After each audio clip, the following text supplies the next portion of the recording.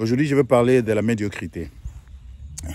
Nous avons souvent des leaders dans nos sociétés qui sont très médiocres. Notre croissance économique est médiocre, si pas négative. Dans beaucoup de choses qui nous concernent, en tout cas, nous avons beaucoup de difficultés. Alors, comment combattre la médiocrité dans nos pays? Est-ce que c'est seulement les politiciens qui doivent changer ou c'est toute la société qui doit changer? Et comment cette société doit changer? Qui va être au front de ce mouvement de changement? Et comment accélérer les choses pour que ça change un peu plus vite? Voilà, c'est aujourd'hui un peu ce que je veux communiquer. D'où vient la médiocrité dans nos pays? Je n'ai pas toutes les bonnes réponses, mais je vais quand même essayer d'énumérer certaines choses. Il est vrai que moi je pense que nous, depuis que nous Africains avons eu notre indépendance, nous n'avons jamais vraiment été libres de nous prendre en charge, en fait, de prendre notre destin en main. Parce que les influences extérieures, les influences des Occidentaux, des colonisateurs continuent. Et ça fait que nous n'avons pas vraiment eu un encadrement au niveau du leadership qui peut nous aider à améliorer notre sort en Afrique en général. Et de tout le temps, quand il y a eu certains leaders qui ont voulu changer les choses, comme Thomas Sankara, juste un exemple, ben, il a été assassiné parce que, évidemment, il était perçu comme un danger. Lumumba au Congo a été assassiné parce qu'il était perçu comme un danger par les Occidentaux. Et ce qui a fait que, parce que vous savez, c'est le leadership, en tout cas, qui détermine le progrès dans une société. Si le leadership est médiocre, tout le reste va devenir médiocre. Il y a un adage en anglais qui dit « Everything rises and falls on leadership ». Donc, tout dans une société dépend du leadership. Donc, notre médiocrité vient du leadership. Alors, mettons d'abord les Occidentaux à côté, parce que très souvent, on voit tous les influenceurs parler du fait que les impérialistes continuent de nous rendre la vie difficile. Oui, c'est vrai. Mais nous avons notre propre responsabilité à nous, en tant qu'Africains. Comment alors pouvons-nous améliorer les choses? Mettons d'abord les Occidentaux à côté. En ce qui nous concerne, nous, qu'est-ce que nous pouvons faire pour combattre la médiocrité chez nous? Est-ce que c'est simplement une question de politique? Est-ce c'est une question d'éducation? Est-ce c'est une question de notre culture, sur l'aspect philosophique des choses? Est-ce une question de promiscuité sociale? En fait, tout ça, ça fait partie du lot. Et moi, je pense que si nous voulons vraiment changer, parce que nos politiques ne sentent pas souvent une pression de la population pour faire les choses correctement. Donc, ils pensent qu'ils peuvent s'autoriser du n'importe quoi. Ils font tout ce qu'ils veulent.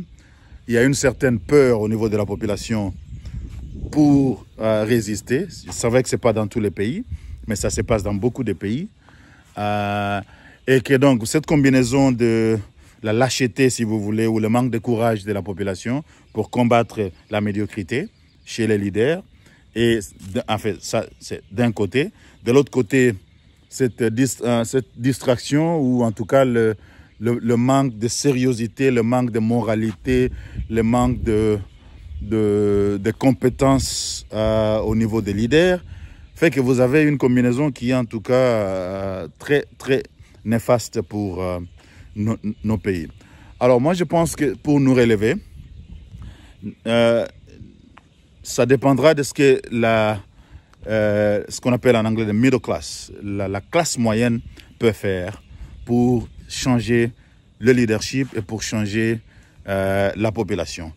Dans la classe moyenne, je mets moi les professionnels et les entrepreneurs. Et aussi les acteurs de la société civile. Donc trois entités. Les professionnels, les acteurs de la société civile et les entrepreneurs. Si ces trois sortes de personnes se réveillent et commencent à multiplier des actions pour essayer de changer la société, au-delà des considérations politiques, parce que la politique nous divise plus qu'elle ne nous unit. Il y a le tribalisme qui entre, dès qu'on commence à mettre de la politique dans des discussions, des changements de la société, il y a plus de divisions. Alors, la responsabilité pour les professionnels, je vais commencer par là. Faire le travail correctement, l'excellence dans le travail, les ambitions professionnelles pour arriver à transformer les choses dans les activités professionnelles. Ça, c'est important. Si moi, je suis à supposer que je suis un ingénieur et que j'ai fait mon travail correctement, je suis bien payé, ou en tout cas, je me débrouille pas mal. Au-delà de ça, je peux alors essayer dans mon quartier, ou même au-delà, d'encadrer des jeunes ingénieurs comme moi, parce que c'est dans mon domaine. Et si nous faisons ça, si 10, 15, 20, 100, 1000 personnes, 1000 ingénieurs font la même chose, il y aura déjà quelque part un petit changement dans le sens où on va essayer de transmettre des valeurs professionnelles et les valeurs morales. Donc si nous, professionnels, nous nous consacrons à la transformation de la société, à partir de ce que nous pouvons, dans nos domaines, nous pouvons faire beaucoup de choses. Deuxièmement, vous prenez les acteurs de la société civile. Là, je parle par exemple de pasteurs, des leaders qui ont des ONG, toute personne avec une certaine influence dans la société. Je pense que nous avons cette responsabilité d'élever les niveaux de réfléchir et les niveaux d'agir dans la société. Parce que nous avons une certaine influence. Ceux qui dirigent des églises, on en a beaucoup chez nous, ça peut être un vecteur du développement, d'abord intellectuel, en fait, je vais dire d'abord spirituel, en plus intellectuel et moral. Et donc, s'il y a une certaine formation, parce que la plupart de nos pasteurs ou de nos leaders dans ces entités n'ont pas de formation adéquate et ne sont pas surveillés pour s'assurer qu'ils restent dans un cadre qui permet à ce qu'il y ait plus de transmission de connaissances, de moralité, de l'excellence dans tout ce qu'on fait. Et donc, un leadership de transformation au niveau des entités sociales peut avoir beaucoup d'effets positifs sur le changement de la société. Et alors après, ça sera les entrepreneurs. Ceux qui peuvent aider à créer de la richesse, parce que nous devons créer de la richesse. Nous avons déjà la richesse naturelle. Ce qui nous manque, c'est les capacités de transformer ce que nous avons déjà. Parce que tout ce que nous faisons, même au niveau national, c'est nous vendons des minéraux, nous vendons des ressources naturelles que nous ne savons pas transformer.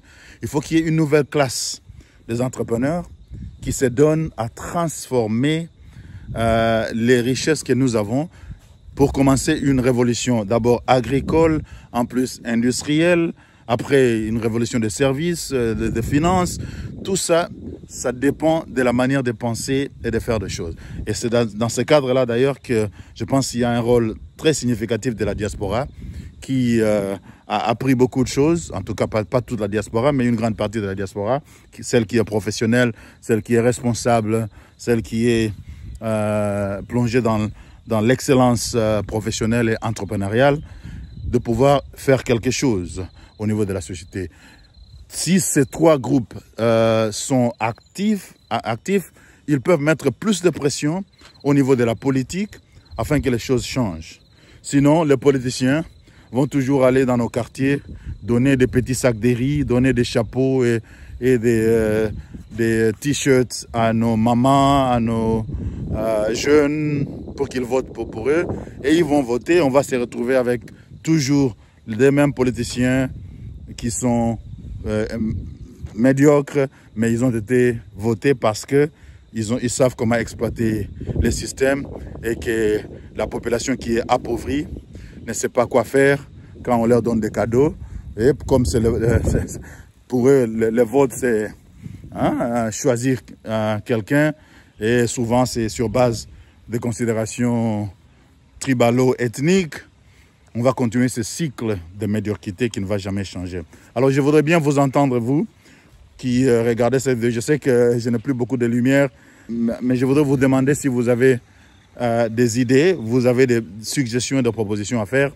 Allez-y. Comment on peut minimiser la médiocrité chez nous et élever l'excellence dans tout ce que nous faisons en dehors de la politique. Bien qu'on ne peut pas exclure la politique totalement, mais on peut créer une classe moyenne qui peut mettre beaucoup de pression sur les politiques et pour essayer en tout cas de pouvoir changer les choses dans la bonne direction. Voilà, je vous remercie.